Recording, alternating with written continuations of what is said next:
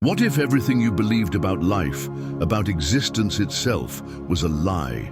What if the world, so intricately built around notions of growth, purpose, and progress, was not a playground for your evolution, but a prison for your soul?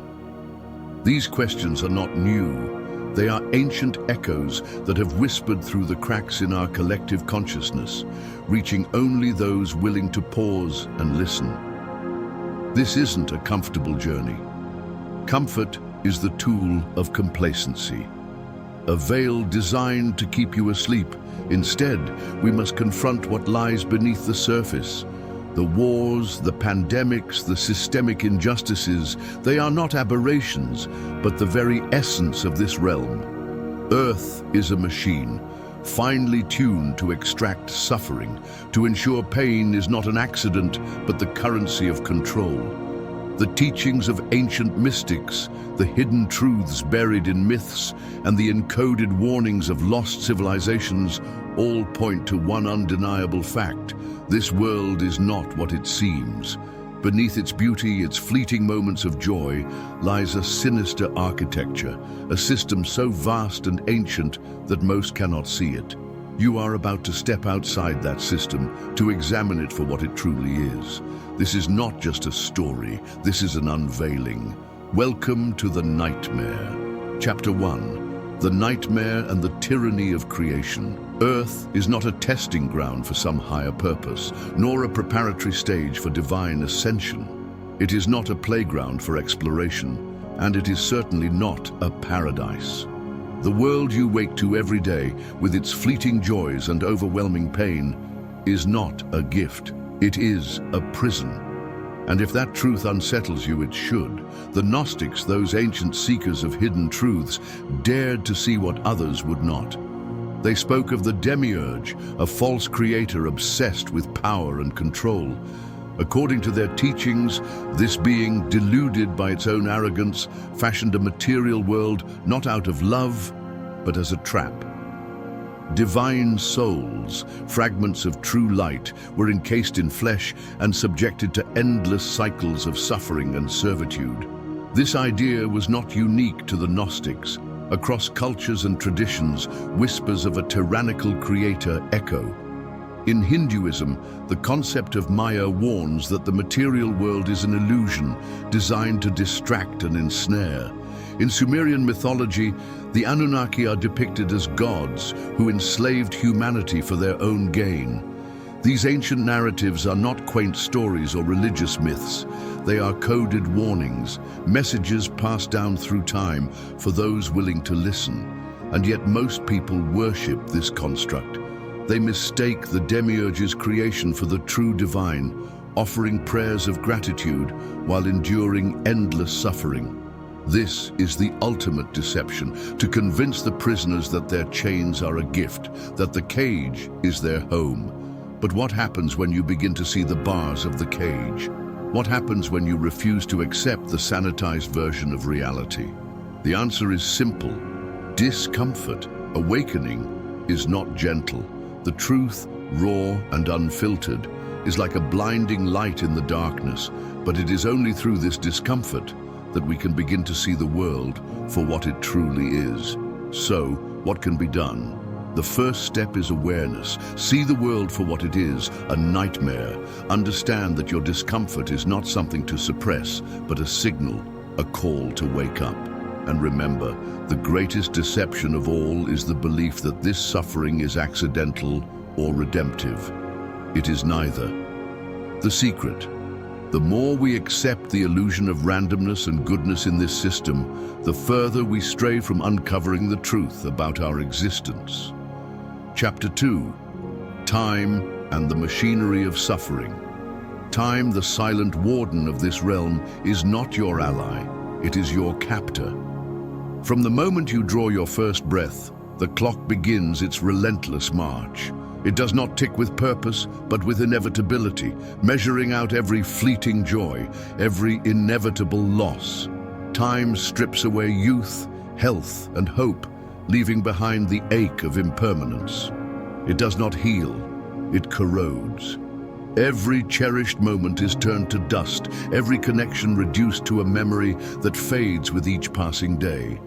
But time is only one cog in a vast, intricate system designed to perpetuate suffering.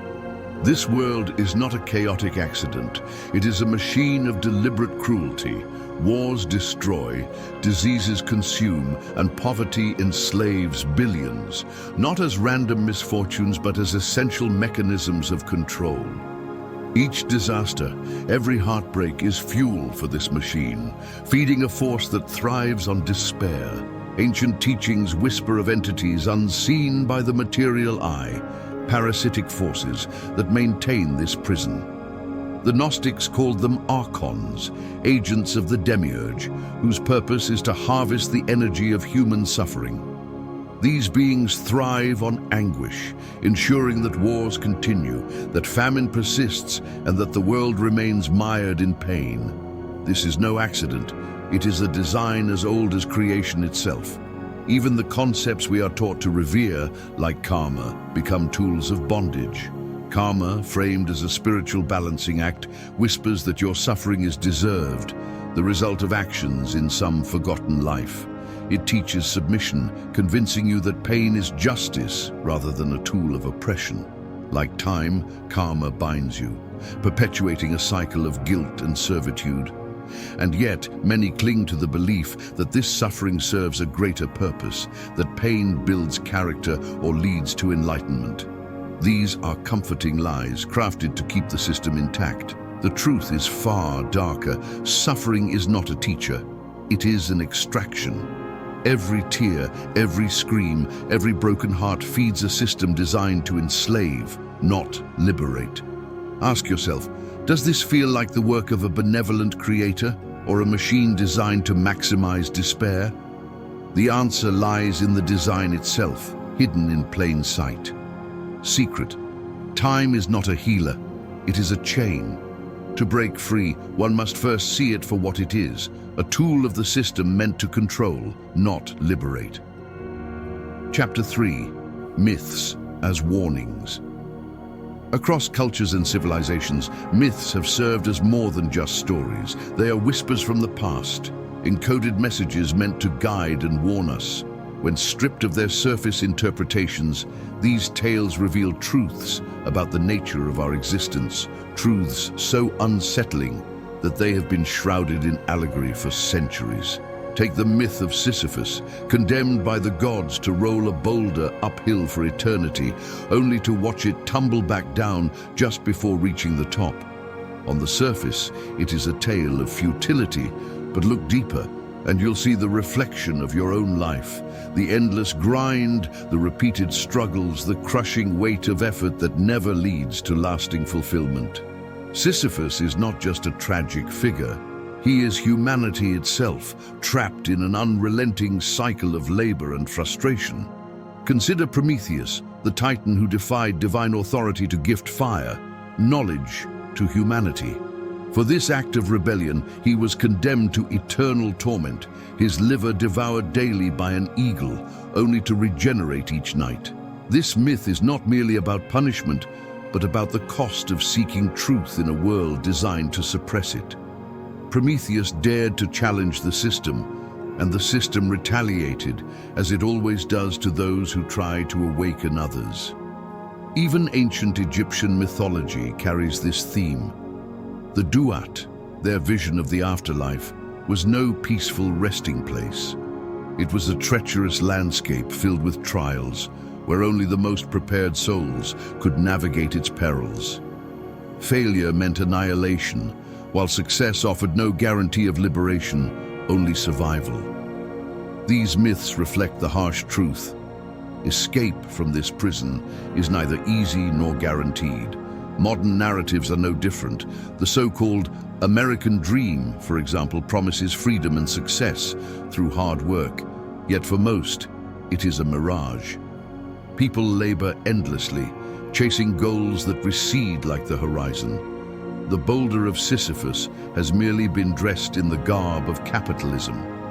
Even entertainment mirrors these ancient patterns, with dystopian tales and endless battles normalizing cycles of struggle, reinforcing the idea that resistance is futile and suffering eternal. Why do these patterns persist across cultures and eras? It is because they are not just stories, they are reflections of the system itself.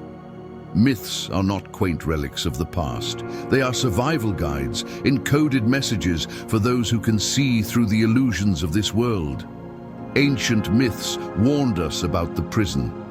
Modern myths, however, often reinforce it, pacifying us with tales of endurance rather than awakening. Secret. Myths are not mere stories, they are maps.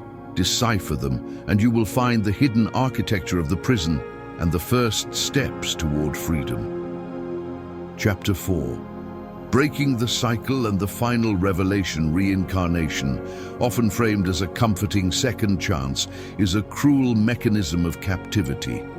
Souls are recycled through lifetimes, memories erased with each new birth.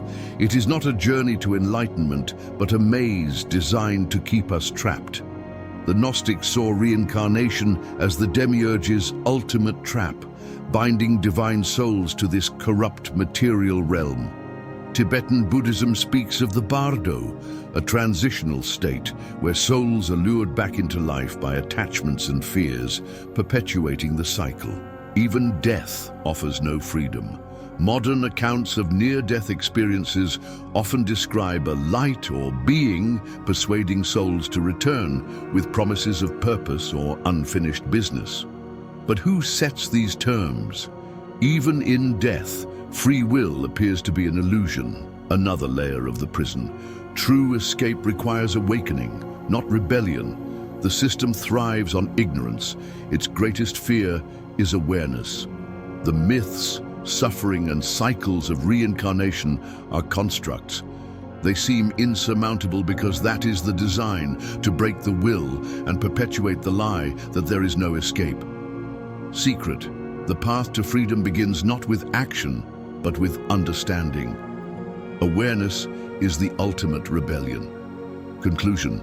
The final revelation. The world is a carefully constructed machine designed to trap and extract from you. Time, suffering, and the cycles of reincarnation are not accidental. They are the tools of a system that thrives on ignorance. But there is a way out. Escape begins not with rebellion, but with awareness. When you see the prison for what it truly is, the illusions begin to crumble. Awareness disrupts the system. It is the first step toward freedom. Secret. The power to awaken lies within you. Question the narrative, see clearly, and choose liberation.